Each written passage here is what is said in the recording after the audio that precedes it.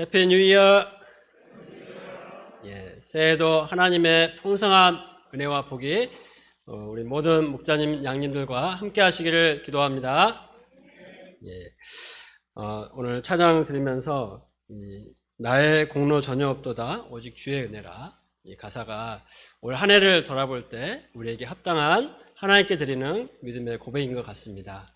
이 시간 주신 은혜를 생각하며 새롭게 말씀으로 또 한 해를 잘 맞이할 수 있기를 기도합니다. 오늘 함께 나눌 말씀은 누가복음 22장 39절에서 46절입니다. 말씀의 제목은 아버지의 원대로입니다. 요절로 42절을 같이 읽겠습니다. 시작. 이르시되 아버지여, 만일 아버지의 뜻이거든 이 잔을 내게서 옮기시옵소서. 그러나 내 원대로 마시옵고 아버지의 원대로 되기를 기도하겠습니다. 사랑과 은혜가 풍성하신 하나님 아버지, 한 해를 오직 주의 은혜로 인도하여 주심을 감사합니다. 하나님의 은혜로 여기까지 왔습니다. 또 새해를 앞두고 저희에게 말씀을 통하여서 은혜 주시고 또 인도하여 주심을 감사합니다. 이 시간 말씀을 통하여서 저희와 함께 하시고 또 저희를 하나님의 원대로 쓰기 원하시는 하나님의 마음을 덧입는 시간 될 수 있도록 위로부터 넘치는 은혜를 부어주시기를 간절히 기도합니다. 예수님의 이름으로 기도드렸습니다. 아멘. 이제 몇 시간 후면 2023년 새해입니다. 전국적으로 제아의 종, 타종을 하는데 사람들이 엄청나게 몰릴 거라 합니다. 우리는 이 시간 모여서 하나님의 말씀으로 신년 수양을 갖게 하신 하나님께 감사를 드립니다. 우리 한충신 목자님의 메시지와 또 요절 심포지움 발표를 통해서 하나님께서 우리 가운데 이미 새해를 행하고 계신 것을 보게 됩니다. 이번 신년 수양의 말씀의 제목이 뭐죠? 아멘. 하나님이 이미 새해를 행하고 계시고 또 오늘 말씀처럼 아버지의 원대로 살 때 우리 가운데 더 크고 놀라운 새해를 행하실 것을 믿습니다. 우리는 새해를 시작하면서 말씀의 이 수양의 제목처럼 새해를 이루기 원하시는 하나님을 체험하기를 간절히 소망합니다. 예수님에게도 간절한 소망이 있었습니다. 그것은 하나님의 뜻을 이루는 것입니다. 이를 위해서 예수님은 그야말로 처절하게 기도하셨습니다. 우리가 오늘 말씀을 통해서 아버지의 원대로 되기를 구하신 예수님의 기도를 배우고자 합니다. 예수님은 제자들과 마지막 식사를 하신 후 감람산으로 가셨습니다. 감람산은 예루살렘에서 1.1km 정도 떨어진 곳에 있는 산입니다. 그곳에 겟세마네 동산이 있습니다. 예수님은 예루살렘에 가실 때면 성전에서 가르치시고 감람산에 가셔서 기도도 하시고 쉬셨습니다. 이 습관을 따라 예수님이 감람산에 가셨습니다. 거기서 예수님은 기도하셨습니다. 39절에서 41절을 같이 읽어보겠습니다. 시작. 예수께서 나가사 습관을 따라 감람산에 가심에 제자들도 따라갔더니 그곳에 이르러 그들에게 이르시되 유혹에 빠지지 않게 기도하라 하시고 그들을 떠나 돌 던질 만큼 가서 무릎을 꿇고 기도하여. 예수님은 지금 가룟 유다의 배반으로 종교 지도자들에게 잡히시기 직전입니다. 그동안 계속해서 말씀하셨던 고난과 십자가의 죽음이 눈앞에 다가와 있습니다. 이런 상황 속에서 예수님은 기도하셨습니다. 예수님은 어떤 상황에서도 기도하시는 기도의 사람이셨습니다. 새벽 미명에 기도하시고 한적한 곳에 가서 기도하셨습니다. 메시아 사역을 시작하실 때 광야에서 40일을 금식 기도하시며 기도하셨습니다. 또 세례를 받으실 때 기도하셨고 12제자를 택하실 때도 밤새도록 간절히 기도하셨습니다. 변화산에서 영광스럽게 변화되실 때 또 십자가를 앞두고 그리고 십자가 위에서도 아버지여 저희를 사하여 주옵소서 이런 용서의 기도를 드리셨습니다. 이처럼 예수님의 삶 전체가 기도로 시작해서 기도로 끝날 정도로 예수님은 항상 기도하셨습니다. 예수님은 제자들에게도 기도하라 말씀하십니다. 제자들은 왜 기도해야 합니까? 40절을 보십시오. 그곳에 이르러 그들에게 이르시되 유혹에 빠지지 않게 기도하라. 46절도 보겠습니다. 46절 함께 읽어보겠습니다. 시작. 이르시되 어찌하여 자느냐? 시험에 들지 않게 일어나 기도하라 하시니라. 제자들이 유혹에 빠지고 시험에 들기 쉽기 때문에 기도하라고 말씀하십니다. 베드로전서 5장 8절을 보면 대적 마귀가 우는 사자같이 삼킬 자를 두루다니며 찾는다고 했습니다. 사단은 예수님도 시험을 했습니다. 40일을 금식하고 줄이신 예수님에게 다가와서 돌을 떡으로 만들려고 시험을 했습니다. 자신에게 절하면 세상 영광을 다 주겠다고 유혹했습니다. 성전 꼭대기에서 뛰어내려 하나님이 지켜 보호해 주시는지 그렇지 않은지 시험해 보라고 유혹했습니다. 이렇게 예수님을 시험한 사단은 제자들도 유혹했습니다. 예수님은 사단의 시험을 단호하게 물리치셨지만 제자들은 시험에 빠졌습니다. 가룟 유다는 이미 종교 지도자들에게 예수님을 팔아 넘겼습니다. 베드로는 예수님을 모른다고 부인하고 다른 제자들도 잡히신 예수님을 버리고 도망가 버립니다. 제자들이 이처럼 사단의 시험에 넘어질 것을 알고 계셨기 때문에 예수님은 그들에게 기도하라 말씀하신 것입니다. 우리도 신앙생활을 하면서 유혹에 빠지고 시험을 받아 넘어지는 경험이 얼마나 많이 있습니까? 스마트폰으로 영상을 보면서 시간을 허비하고 안목의 정욕을 즐기는 죄를 다시는 짓지 않겠다 결단하고 회개를 합니다. 그러나 얼마 후 다시 그 생활을 반복하고 있습니다. 사단은 이처럼 나의 가장 약한 부분을 파고들어서 유혹하고 죄를 짓도록 합니다. 우리의 신앙생활은 이처럼 우리를 유혹하여 넘어뜨리고자 하는 사단과의 영적 전쟁입니다. 우리가 잠깐이라도 한눈을 팔면 금방 사단의 밥이 되고 맙니다. 그래서 유혹에 빠지지 않게 기도하라. 시험에 들지 않게 기도하라. 이 말씀을 하신 예수님의 그 말씀이 더욱 마음 깊이 다가옵니다. 그러면 우리가 얼마나 깨어서 기도해야 하겠습니까? 데살로니가전서 5장 17절 말씀처럼 쉬지 말고 기도해야 합니다. 에베소서 6장 18절 말씀처럼 항상 기도해야 합니다. 항상 기도하는 습관이 나를 기도의 사람으로 만들어줍니다. 다니엘은 평소 하루 3번 예루살렘을 향해 기도했습니다.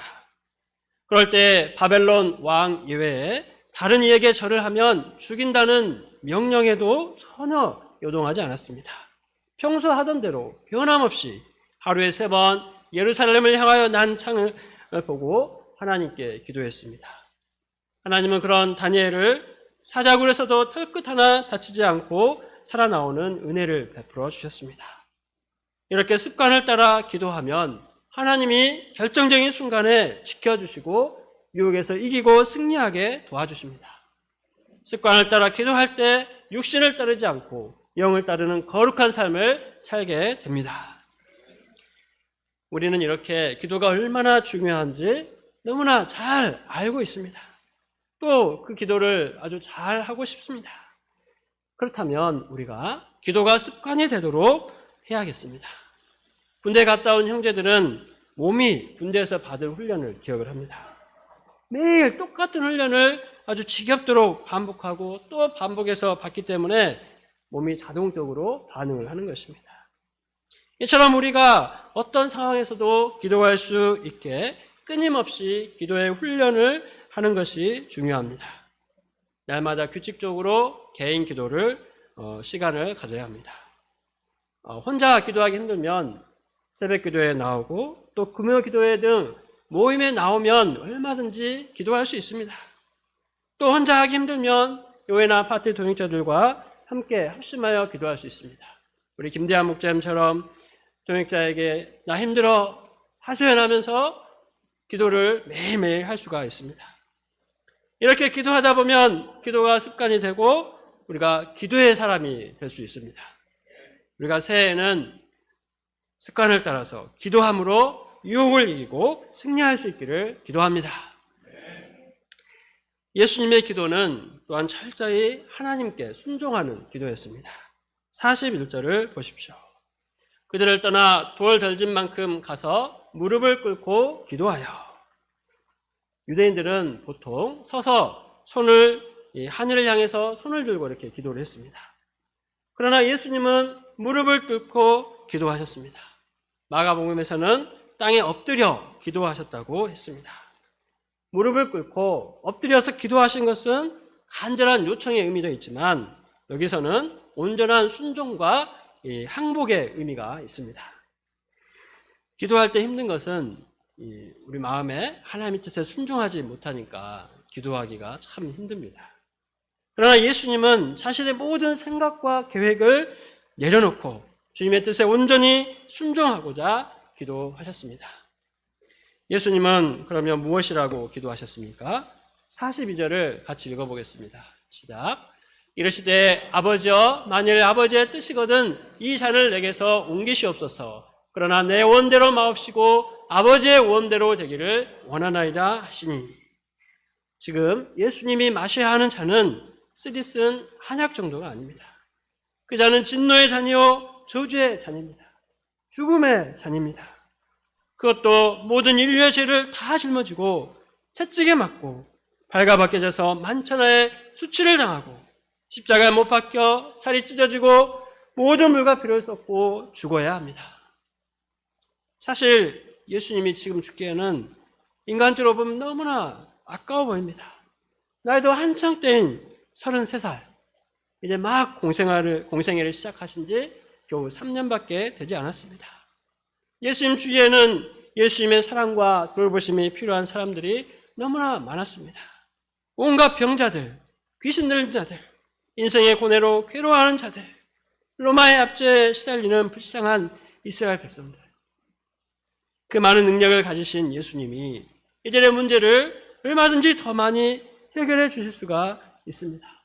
그런데 꼭 지금 이렇게 젊은 나이에 그것도 가장 수치스럽고 저주의 상징인 십자가에 못 박히는 방법으로 죽어야만 하는가, 이런 생각을 하면 얼마나 고민이 되고 마음이 힘드시겠습니까?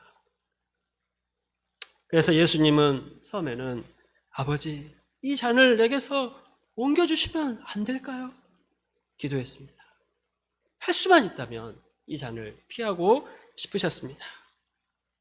그러나 예수님의 기도는 여기서 끝나지 않았습니다.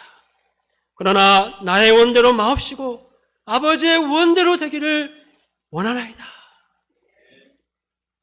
그러나 나의 원대로 마옵시고. 이는 예수님의 위대한 자기 부인입니다. 아버지의 원대로 되기를 원하나이다. 이는 예수님의 위대한 순종입니다. 그러나 이 한마디가 우리 인류를 죄로부터 구원하는 단초가 되었습니다. 그러나 이 한마디가 불순종과 교만으로 점철된 인류의 역사를 순종으로 돌려놓는 위대한 분기점이 되었습니다. 에덴 동산에서 아담과 하와가 탐욕에 눈이 멀어 선악과를 따먹고 죄가 세상에 들어오고 에덴 동산에서 쫓겨났습니다. 그러나 예수님은 온전히 자기를 비워 십자가의 쓴잔을 마시고자 결단하셨기 때문에 잃어버린 에덴을 회복하고 우리를 죄로부터 구원하실 수 있었습니다. 그러므로 아버지의 원대로 되기를 원하나이다. 이 예수님의 기도가 얼마나 위대하고 또 중요한 기도인지 모릅니다. 우리가 믿음으로 살면서 가장 중요한 것은 아버지의 원대로 사는 것입니다. 믿음으로 살다 보면 반드시 나의 원, 나의 뜻대로 살 것인가? 아니면 주님의 원, 주님의 뜻대로 살 것인가? 선택해야 할 순간이 찾아옵니다. 위대한 믿음의 사람들도 다 이런 순간이 있었습니다. 믿음의 조상 아브라함에게는 하나뿐인 아들 이삭을 제물로 바치라고 말씀하셨습니다. 출애굽의 지도자 모세에게는 바로 공주의 아들로 살 것인가, 아니면 택한 이스라엘 백성과 함께 고난을 받을 것인가 결단을 요구하셨습니다. 예수님의 제자들은 갈릴리 바닷가에서 평범한 어부로 살 것인가? 아니면 배와 그물을 버려두고 부모와 처자까지 하나님께 맡기고 예수님을 따를 것인가 결단해야 했습니다. 이때 그들은 자신의 꿈과 이상을 고집하지 않았습니다. 아니, 왜 꼭 이렇게까지 하십니까? 꼭 그렇게까지 벼랑 끝에 몰아놓고 선택을 하라고 강요를 하셔야겠습니까? 이렇게 아쉬운 소리 하며 따지지 않았습니다. 그들은 자신의 인간적인 꿈과 이상을 온전히 내려놓고 하나님의 뜻에 순종했습니다. 예수님이 겟세마네 동산에서 피땀 흘려 기도하신 것처럼 아마 아브라함도 이 피눈물을 흘리면서 기도했을 것입니다. 모세도 몇 날 며칠을 잠을 이루지 못하고 기도했을 것입니다. 제자들도 예수님이 부르실 때 순간 마음에 갈등이 있었을 것입니다. 그러면 그들이 이처럼 믿음의 결단을 해서 망했습니까? 물론 하나님의 뜻에 순종하고자 할 때 그 당시에는 아픔이 있었을 것입니다. 그러나 그들이 하나님의 원대로 되기를 구하고 하나님의 뜻에 순종했을 때 믿음의 조상으로, 출애굽의 지도자로, 초대교회의 반석으로 귀하게 쓰임받을 수 있었습니다. 저도 신앙생활을 하면서 나의 뜻대로 살 것인가, 하나님의 원대로 살 것인가 기로에 설 때가 있었습니다. 함께 신앙생활하던 동기들이 세상으로 돌아갈 때, 또 그토록 존경했던 목자님들이 사명을 그만둘 때 나도 계속 믿음으로 살아야 하는가 고민이 되었습니다.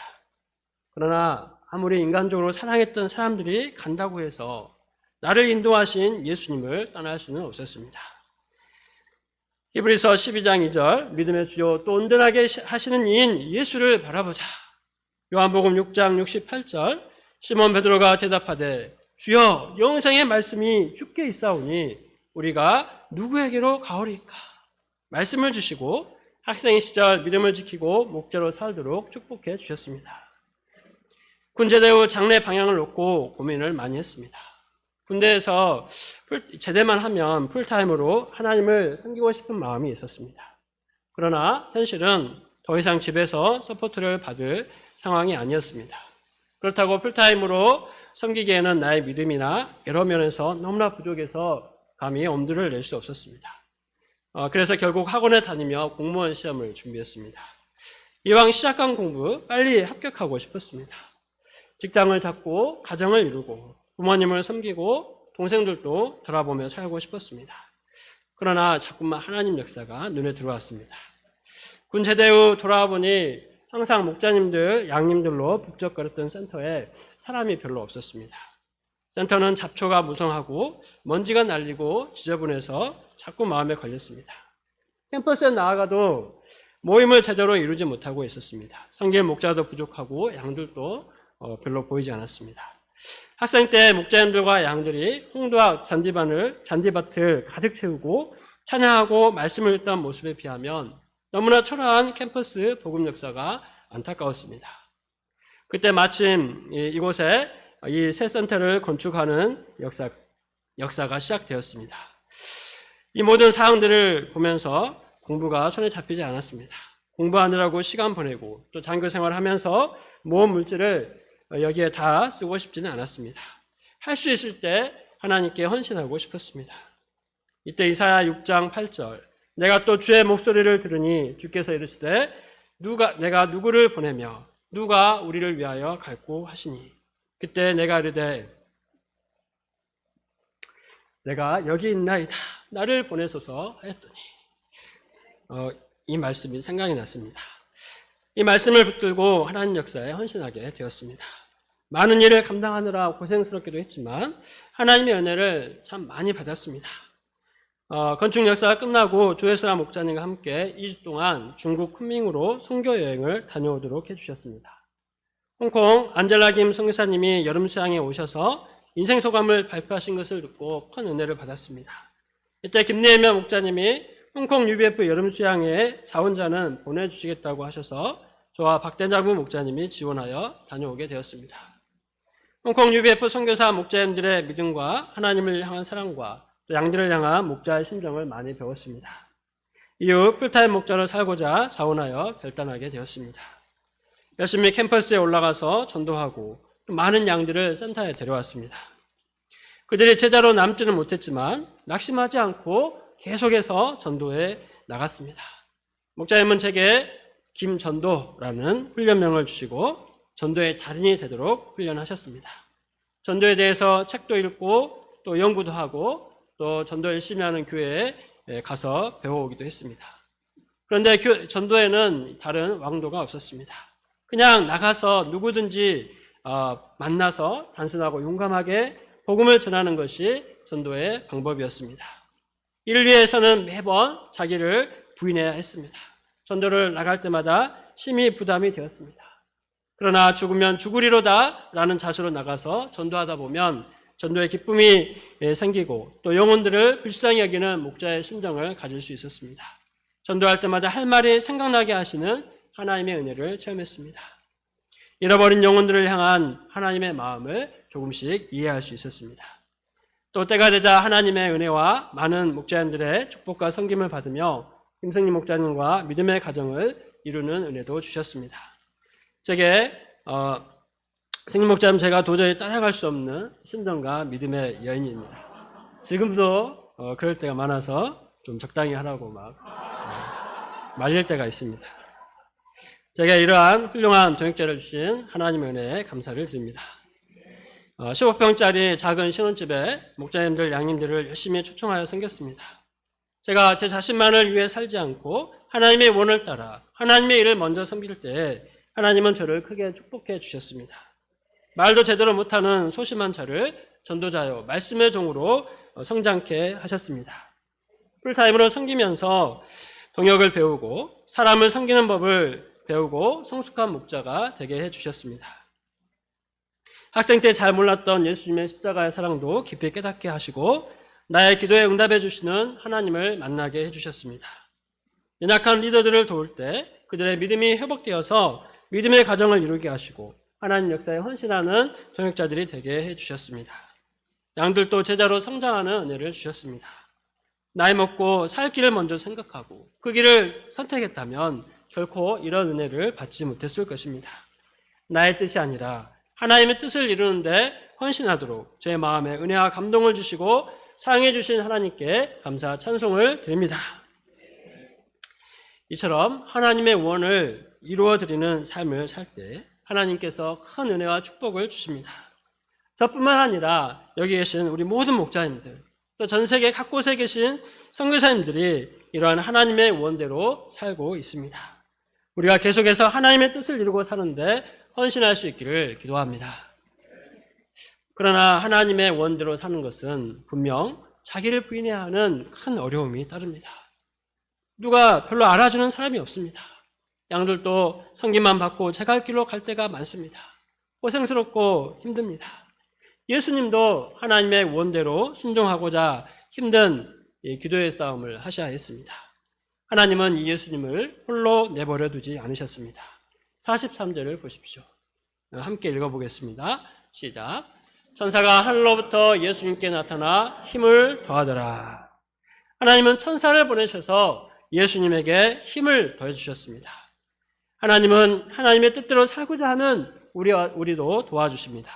로마서 8장 26절은 이와 같이 성령도 우리의 연약함을 도우시나니 우리는 마땅히 기도할 바를 알지 못하나 오직 성령이 말할 수 없는 탄식으로 우리를 위하여 친히 간구하시느니라 하였습니다.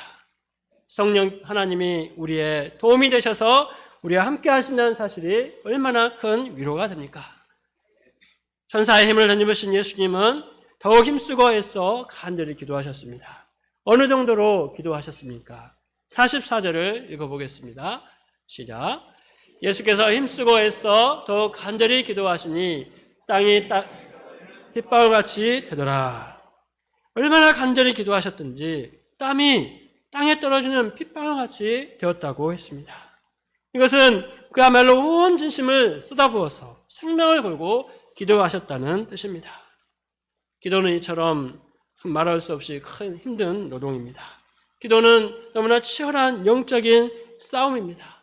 사단과의 영적인 전투요, 또 자기 자신과의 싸움입니다. 우리 안에 있는 죄악된 본성과 피나는 영적인 싸움입니다. 우리는 인간적인 욕망을 온전히 비우고 하나님의 소원으로 충만해지기까지, 하나님의 뜻에 사로잡히기까지 간절히 기도해야 하겠습니다. 이처럼 기도의 싸움에서 승리할 때 우리는 능히 사단의 시험을 이기고 하나님의 큰 뜻을 이루는 위대한 믿음의 사람으로 살 수 있습니다. 누가복음 12장의 어리석은 부자처럼 세상적인 욕망을 붙들고 손해보지 않고자 하면 언젠가는 다 잃어버립니다. 그러나 예수님처럼 또 우리의 믿음의 선진들처럼 모든 것을 내려놓고 하나님의 뜻에 온전히 순종하고자 하면 하나님이 가장 영광스럽게 하십니다. 예수님도 십자가를 지시고자 결단하셨기 때문에 하나님이 부활의 영광에 이르게 하셨습니다. 하나님이 예수님을 지극히 높여 모든 이름 위에 뛰어난 이름을 주셨습니다. 하늘에 있는 자들과 땅에 있는 자들과 땅 아래에 있는 자들로 모든 무릎을 예수의 이름에 꿇게 하셨습니다. 모든 입으로 예수를 주라 시인하며 하나님 아버지께 영광을 돌리게 하셨습니다. 이처럼 예수님의 십자가의 끝은 비참한 죽음이 아니라 죽음을 이기고 부활의 영광을 얻는 것입니다. 저도 하나님의 원을 이루는 목자 생활을 하고자 할 때 은혜도 있었지만 힘든 순간들도 있었습니다. 목자님들과 동역하면서 위아래 목자님들 사이에 끼어 이러지도 저러지도 못하는 상황에 처할 때 힘들었습니다. 자식처럼 사랑하며 도운 양이 어느 날 갑자기 연락을 끊고 증발하듯이 사라질 때 허탈했습니다. 인정받거나 드러나는 열매도 없이 열심히 섬기고 헌신하기만 하는 것 같을 때 손해 심정이 들 때도 있었습니다. 하나님 역사를 섬기느라 고생을 하면서 정작 나의 필요를 채우지 못해 힘들 때 비참한 기분이 들기도 했습니다. 새들어 살던 집주인이 나보다 어리고 서울에서 좋은 직장을 다니는 것을 알았을 때 참 마음이 좋지 않았습니다. 벌써 40 중반이 되어가는데 뭐 하나 해놓은 것은 없는 것 같고 또 이렇다 사역도 열매가 없는 것 같은 자신을 볼 때 힘이 빠지기도 했습니다.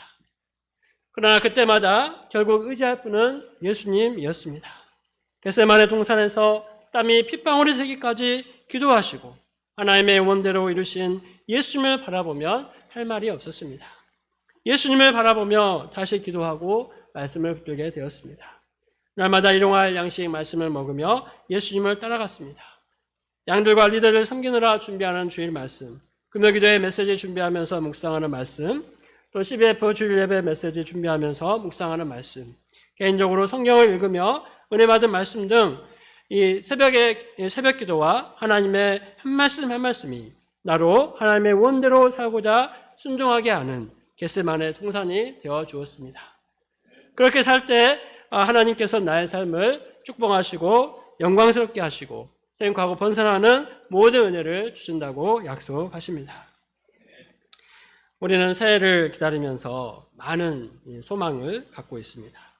그러나 오늘 말씀을 통해서 우리가 진정으로 가져야 될 크고 간절한 소망은 하나님의 말씀에 사로잡히고 기도함으로 하나님의 뜻을 이루는 것을 배우게 됩니다. 우리가 새해에도 사단의 유혹은 끊임없을 것이고 또 감당해야 할 십자가는 여전히 많을 것입니다. 그러나 매일 예수님을 본받아 간절히 기도함으로 하나님의 뜻을 이루는 복되고 영광스러운 목자 생활을 할 수 있기를 기도합니다.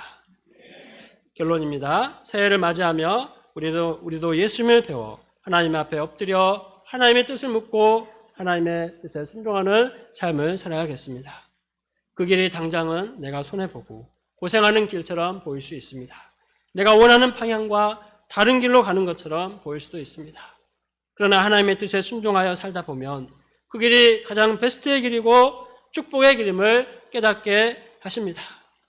그럼 우리가 적극적으로 나를 통해 이루기 원하시는 하나님의 뜻을 찾고 그 뜻을 이루어 드리고자 간절히 기도해야겠습니다. 그때 이 놀라운 영적인 비밀을 깨닫고 하나님의 권역사에 귀하게 쓰임받게 될 줄을 믿습니다.